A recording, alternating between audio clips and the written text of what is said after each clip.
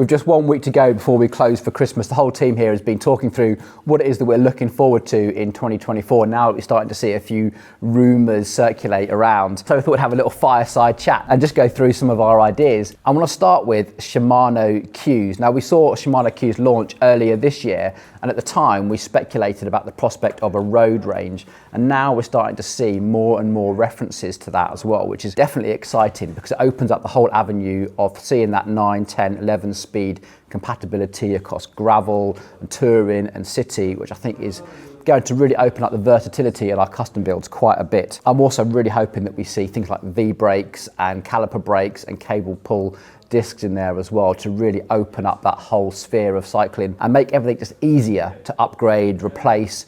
I think it's really, really needed right now. In fact, while we're on mechanical shifting, it does look like Shimano is absolutely dominating this space because SRAM and Campagnolo really haven't updated very much in their mechanical shifting realm for quite a long time. And I really do wish, when I look back over some of the stuff that SRAM now has listed as their current products, they have not been updated for a long time, and it is now becoming more and more incompatible with various things. So they're still having GXP and BB30 cranksets on their mechanical shifting. And I kind of wish that SRAM would almost ditch it completely and just give up on it and put all their time and resources into really pushing SRAM access ahead. It definitely seems to be where they're heading.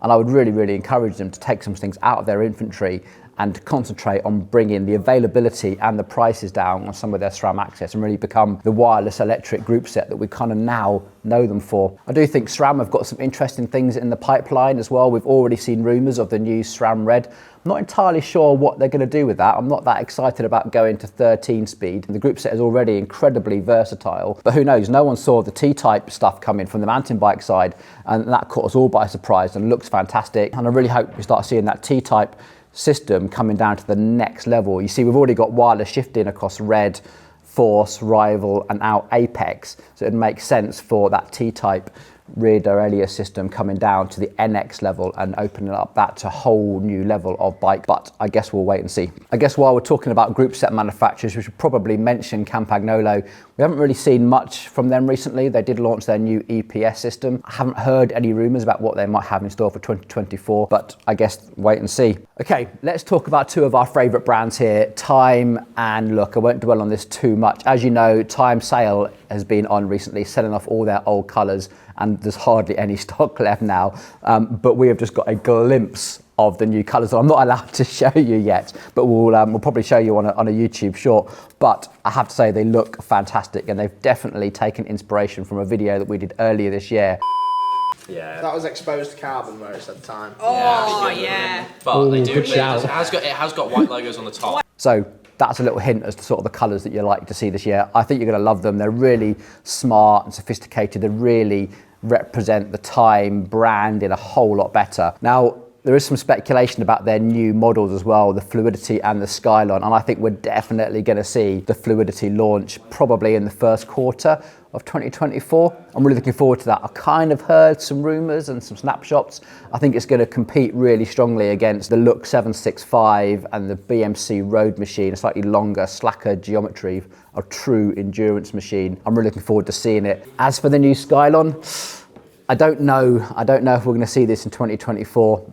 The reason I say that is because right now Time are really concentrating on their manufacturing and opening up that North Carolina factory in the United States. And something like the Skylon, an aero bike, has a lot to compete with right now. You've got the Benchmark 795, you have things like the Pinarello Dogma, the SL8 from Specialized, and that whole aerodynamic integrated bar, stem, seat post, I don't think Time are ready for yet while they're still establishing their factory. You see, Time are very much an engineering first company. They will, work out the carbon blends, work out the moldings. They're not necessarily like a traditional company where they do a design on a computer software, work out the aerodynamics, test it in a wind tunnel, and then go and get it produced in a factory in China. It's sort of the other way around. They sort of reverse engineer it. Like, how do we get this components to be made with the resin transfer molding and then get the aesthetics right and the geometry right? So I don't think we'll see a Skylon just yet while they still have that factory setup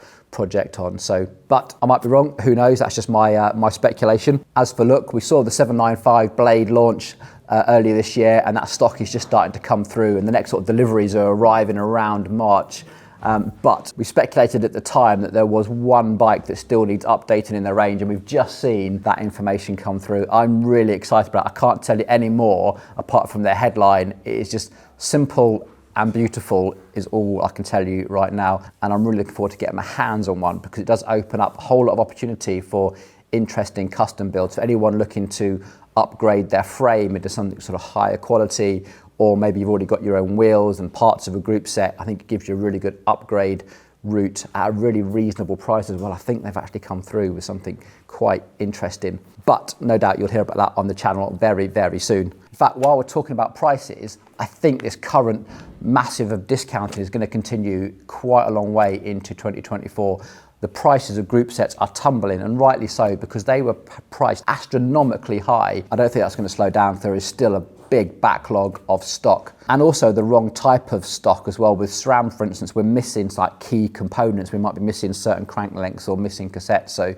But then there's an absolute abundance of other things. It's a very complicated situation out there at the moment. And I think there's definitely a consumer backlash to those astronomical prices to consider as well, where they're almost playing cat and mouse with the brand, saying if you're going to charge that much, I'm not going to pay it. I'm going to wait for the price to come down and keep playing those games. That's what's going to bring the price down.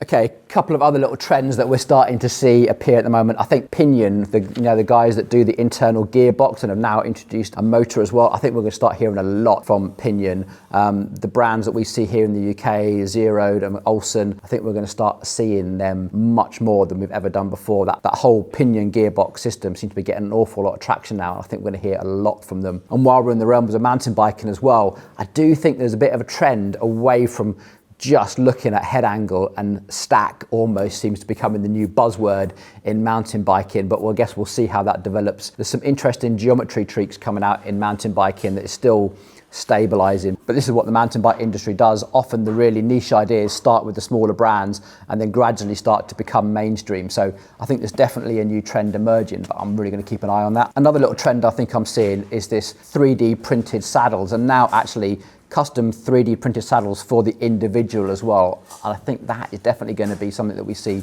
more and more of, way more customization and more personalization than ever before. We're definitely seeing it in what you guys are asking for us in our custom builds in terms of saddle choice and gear ratios and tires. And we've been doing some incredible custom builds that were way beyond our imagination. I think that is going to set to continue. There is so much choice out there, and cyclists are becoming so much more informed that the ideas are flowing and the opportunities for custom building is just getting bigger and bigger. And two final things.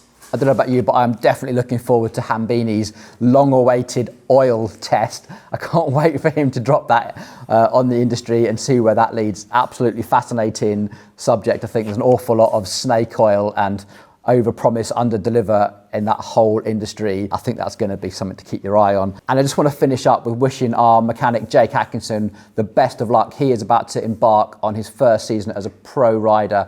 He's going to be at the start line of Rotorua at Red Bull Crankworks, and it's just fantastic to see a young British rider at the absolute top of that sport, and I'm pretty sure you'll all join me in supporting him and following him. Best of luck, Jake. That's all I've got in my notebook. Over to you in the comments. What are you looking forward to in 2024?